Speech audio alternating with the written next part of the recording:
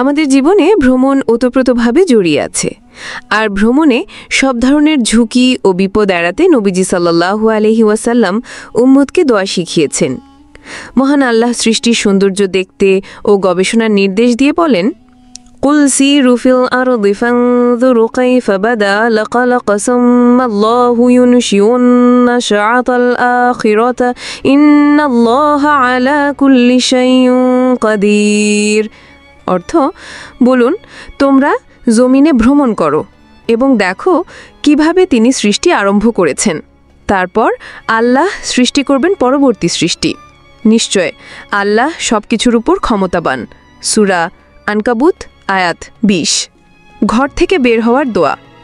হযরত আনাস ইবনে মালিক রাদিয়াল্লাহু থেকে বর্ণিত হাদিসে আছে, তিনি বলেন, নবীজি সাল্লাল্লাহু আলাইহি ওয়াসাল্লাম বলেছেন, যদি কেউ ঘর থেকে বের হওয়ার সময় বলে, বিসমিল্লাহি তাওয়াক্কালতু আলাল্লাহ লা হাওলা ওয়ালা কুওয়াতা ইল্লা বিল্লাহ, অর্থ, আল্লাহর নামে আল্লাহর উপরই নির্ভর করলাম, আল্লাহর সাহায্য ছাড়া বিরত থাকা ও মঙ্গল লাভ করার শক্তি কারো নেই, তাকে বলা হয়, আল্লাহই তোমার জন্য যথেষ্ট।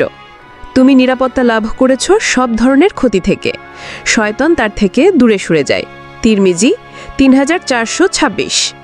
যানবাহনে ওঠে নবীজি যেই দোয়া পড়তেন, বিসমিল্লাহির রহমানির রহিম, সুবহানাল্লাযী সাখখারা লানা হাযা ওয়া মা কুন্না লাহু মুকরিনিন ওয়া ইন্না ইলা রাব্বিনা লামুনকালিবুন, অর্থ, আল্লাহর নামে শুরু করছি, যিনি অত্যন্ত দয়ালু ও অশেষ করুণাময়। তিনি পুত পবিত্র ওই সত্তা, যিনি বাহনকে আমার অধীন করে দিয়েছেন।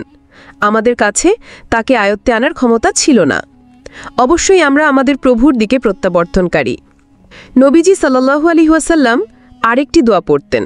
দোয়াটি হল, আল্লাহুম্মা ইন্না নাসআলুকা ফি সাফারিনা হাদাল বিররা ওয়াত তাকওয়া ওয়া মিনাল আমালি মা তারদা আল্লাহুম্মা হাওয়িন আলাইনা সাফারানা হাদা ওয়া তুই আন্না বুউদাহু আল্লাহুম্মা আনতাস সাহিবু ফিস সাফারি ওয়াল খলিফাতু ফিল আহলি ওয়াল মাল আল্লাহুম্মা ইন্না নাউযু বিকা মিন ওয়াআসাইস সাফারি ওয়া কাআবাতিল মানজারি ওয়াসুইল মুনকালাবি ফিল আহলি ওয়াল মাল, অর্থ, হে আল্লাহ, আমাদের জন্য আমাদের এই সফর সহজ করে দাও, রাস্তার দূরত্ব কমিয়ে দাও। হে আল্লাহ, তুমি আমাদের সফরের সঙ্গী এবং আমাদের পরিবারের কাছে তুমি আমাদের স্থলাভিষিক্ত। হে আল্লাহ, তোমার কাছে সফরের কষ্টক্লান্তি ও ভয়ানক দৃশ্য দেখা থেকে এবং পরিবার, সম্পদ, বিত্ত ও অধীনস্থদের কাছে খারাপ অবস্থায় ফেরত আসা থেকে তোমার কাছে রক্ষা চাই। মুসলিম, হাদিস নম্বর ৯৭৮। যাত্রাবিরতিতে যেই দোয়া পড়বেন।